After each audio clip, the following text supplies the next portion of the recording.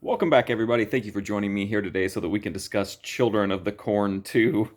So, this movie picks up right after the first one. The town, the child cornfield cult has killed all the adults. The police are there kind of cleaning up the scene. The local media is there trying to put together answers as to what went on there. They're still discovering bodies, so it's like super fresh.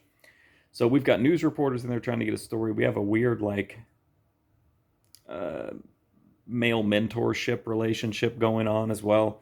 And then, as you can imagine, the child cornfield cult is still around, and once they show up, everything starts to spiral again.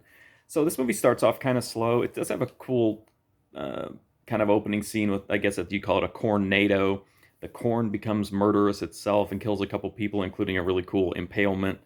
Then the child cult shows up and we get some kind of wacky moments. Not a lot in the beginning. It's kind of slow to start off, but once it hits the last act, things really pick up.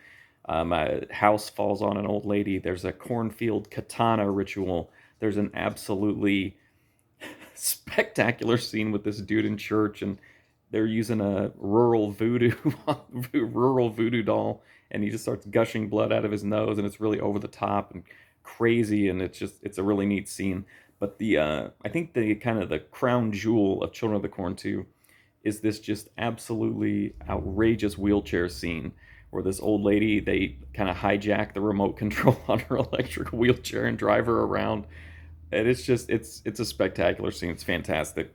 So there is some really cool stuff here, but I don't really like any of the characters. I didn't really find any of them to be interesting. The child cult this time around is really cringy, but that's kind of fun in a way. But none of the acting is really that good. None of the characters are that interesting. The story's not that interesting. So it just has some set pieces here and there that are fun up until the third act, and then things really get fun. But overall, I think it kind of won me over because there is enough wackiness and over the top stuff here. There's like some really cheesy youthful romance scenes. There's a lot of just kind of B movie fun here. So I ended up liking it more than I even remembered, and especially if you kind of get bored in the beginning, just kind of stick with it.